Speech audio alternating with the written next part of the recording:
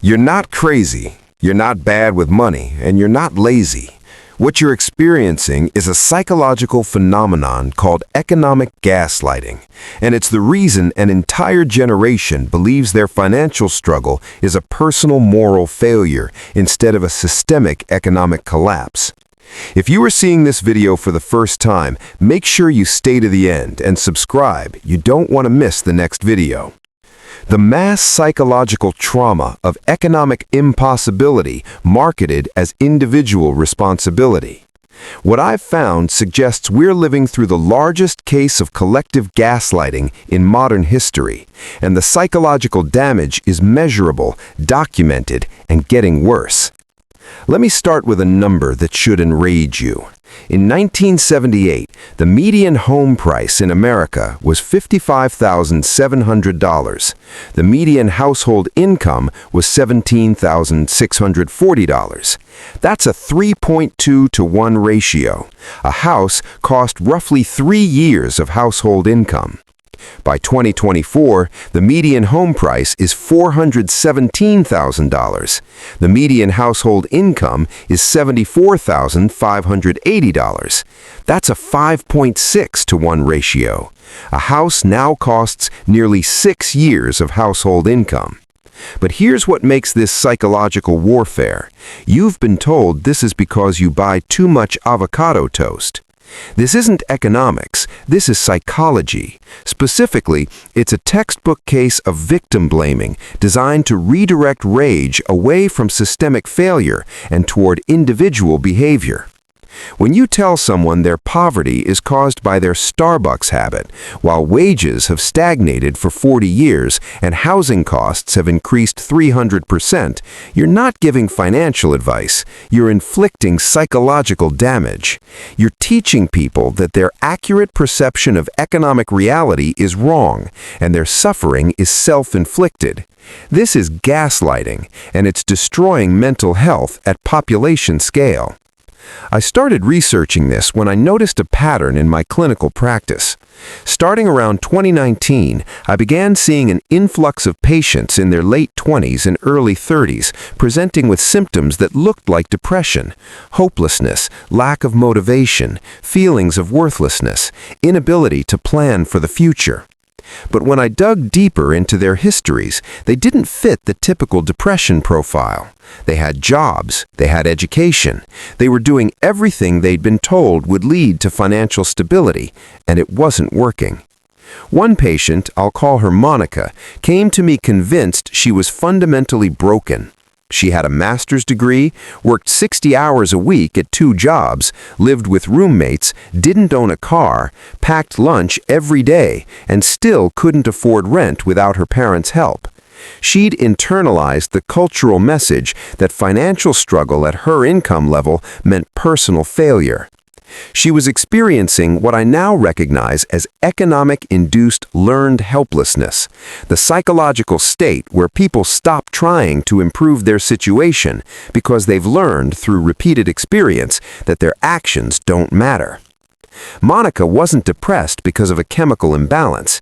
She was depressed because she was living in an economic system that had mathematically eliminated the possibility of the life she'd been promised, while simultaneously being told that her failure to achieve it was her fault. That's not a mental health problem, that's a rational response to gaslighting. Let me show you the math that's breaking people's brains. The average student loan debt in 2024 is $37,338. The average monthly payment is $503. That's $6,036 per year. For someone making the median income of $74,580, that's 8.1% of their gross income going to student loans before taxes, before rent, before food. Now add rent. The average rent for a one-bedroom apartment in a U.S. city is $1,702 per month. That's $20,424 per year, or 27.4% of gross income. We're now at 35.5% of gross income spent on loans and housing before we've paid for transportation, food, healthcare, or utilities. The financial advice from previous generations says you should spend no more than 30% of your income on housing. But that advice was created when housing was affordable and student loan debt didn't exist at this scale. Following that rule today is mathematically impossible for the majority of Americans under 40. But instead of acknowledging that the rules have changed, the cultural narrative blames individuals for failing to follow rules that no longer work. This is where the psychological damage occurs. When reality contradicts the rules you've been taught and authority figures insist the rules are correct, you have two choices. Reject the authority, difficult when it's parents, teachers, employers, media all saying the same thing, or conclude that you're the problem. Most people choose the second option because it's psychologically easier to believe you're failing than to believe the entire system is broken. But that choice comes with a cost: anxiety, depression, shame, and the collapse of future planning.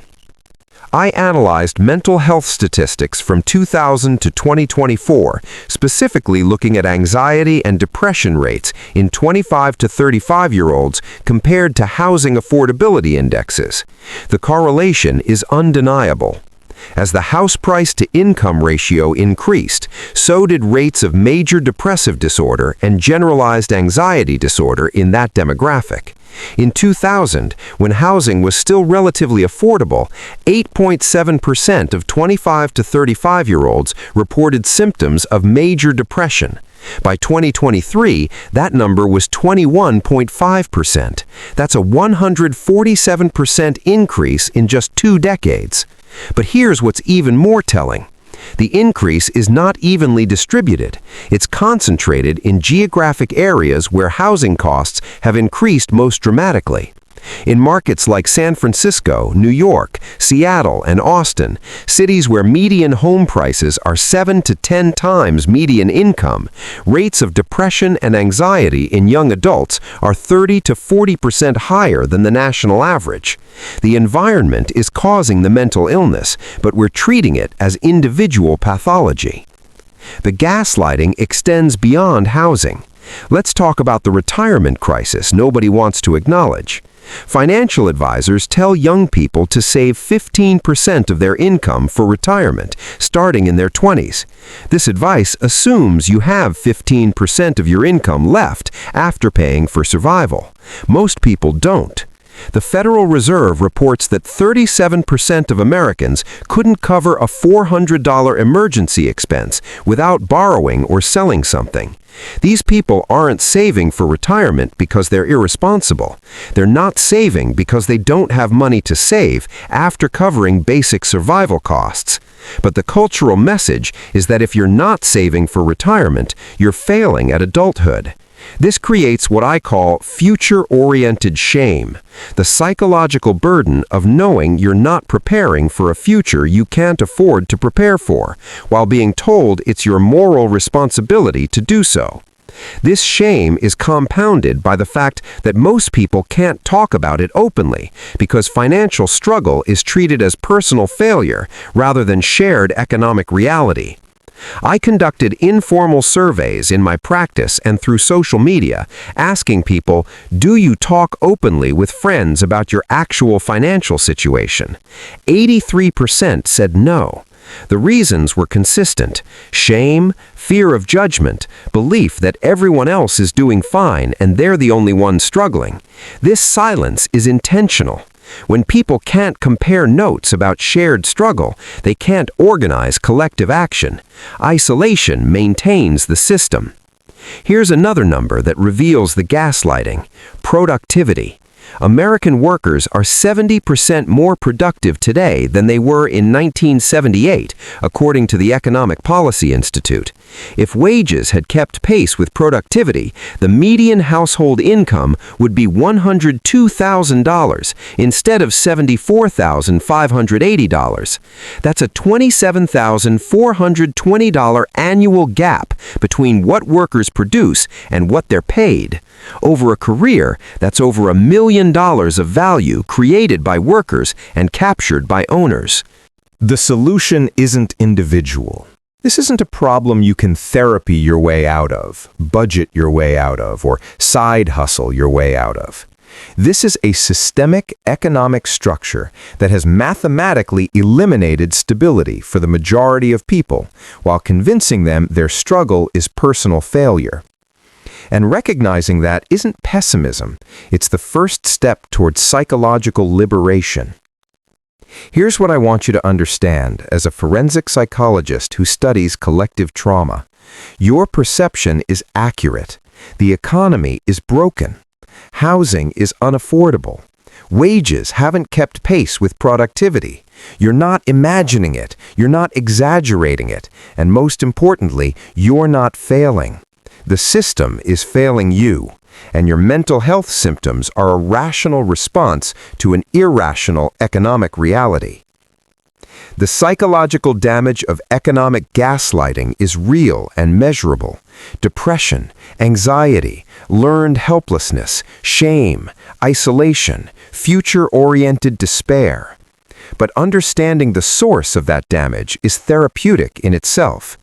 When you realize your struggle isn't personal moral failure, but shared economic oppression, the shame lifts.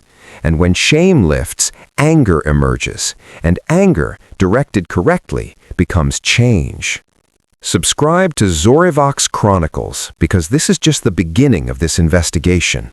In upcoming episodes, I'm breaking down the psychology of hustle culture, how rise and grind mentality is just repackaged exploitation, the student loan psychological warfare, why an entire generation carries trauma from educational debt, the childcare crisis as economic control, how unaffordable childcare keeps women economically dependent, the medical debt trap, how healthcare costs create permanent financial trauma, the retirement myth, why you were sold a 401k instead of a pension, and what that means psychologically.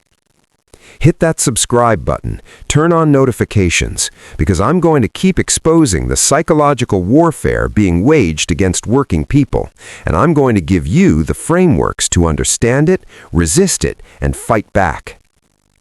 Share this video with someone who needs to hear it, someone who thinks they're failing when they're actually being failed, someone who's been gaslit into believing their accurate perception of economic reality is wrong. Send it to them. Let them know they're not crazy. Drop a comment below answering this question. What's the biggest financial lie you were told growing up? Was it just work hard and you'll be fine? Was it college guarantees a good job? Was it save 10% and you'll retire comfortably? Share the lie you were sold. Let's document the gaslighting together. Join the conversation in the Community tab, where I'm posting weekly breakdowns of economic data, psychological research, and tools for protecting your mental health while navigating this disaster. This isn't just a channel, it's a community of people who refuse to be gaslit anymore.